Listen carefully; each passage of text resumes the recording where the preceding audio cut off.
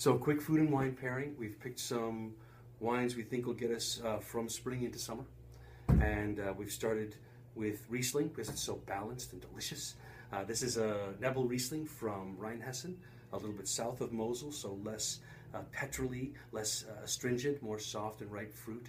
Low alcohol, 10.5%, so perfect for Asian wines, Thai food, anything that balances heat and sweet and sour and umami and salty and bitter. All those yin-yang foods go perfect with Riesling because Riesling itself is so balanced and delicious. Sauvignon Blanc. Great for spring. People often think of it as a light wine, good first course wine. Sauvignon Blanc has a little bit more gravitas than people give it credit for. Remember, it's the mother of Cabernet Sauvignon. So when you throw a little bit of weight at it, it can handle it.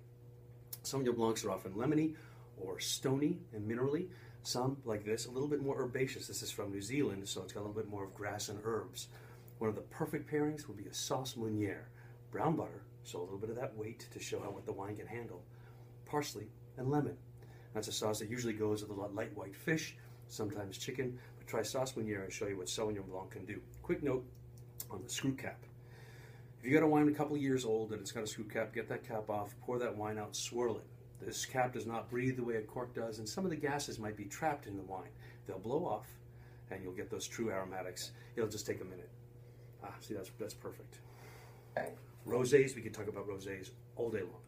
This is a red wine acting like a white wine. So beautiful fresh acidity, but those aromatics and some of the basic fruit tones that are the backbone of red wine. So perfect picnic wine, where you're taking usual meats and serving them in a cold or cool setting. A lighter style rosé, a true rosé, early harvest. Think of a chicken salad with tarragon mayonnaise. Any of your light cheeses or charcuterie is perfect.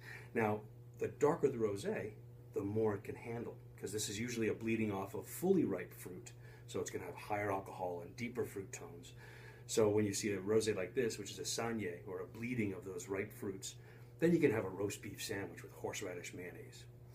As rosés age, they can, from time to time, give you some more floral qualities. The fruits will soften and ripen somewhat. So if you see a rosé with a couple of years on it, don't toss it right away. Try it first. Pinot Noir. Growing all over the world in so many different styles. If you've got a cold Pinot Noir from a cold vintage in Burgundy or Central Otago or even Sonoma Coast, it's gritty. The tannins are a little bit gritty, and so you want to throw something a little bit of fat at them. Now, Pinots love earth tones, mushrooms and truffles and duck.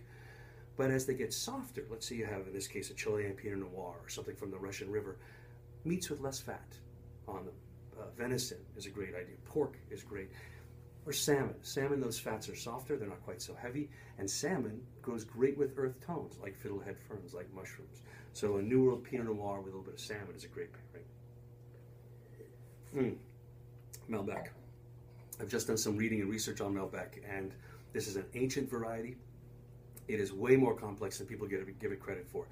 It was too fragile to survive in France through some cold winters and phylloxera, so it retired to the New World, mostly in Argentina, where 85% of all the Malbecs in the world come from.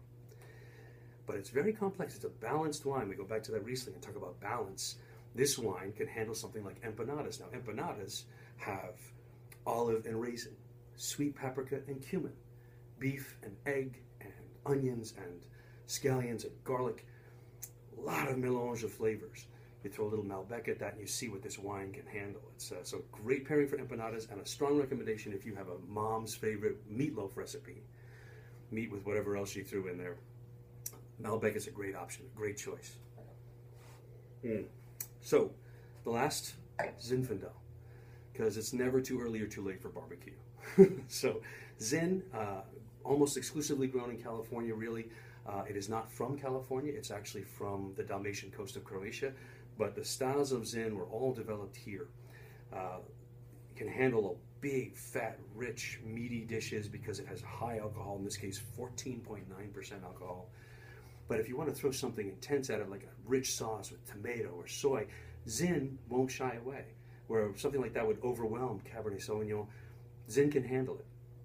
Now, if you're going to throw a little bit of heat at your barbecue, throw in some more hot sauce, right back to Riesling, or maybe the Rosé.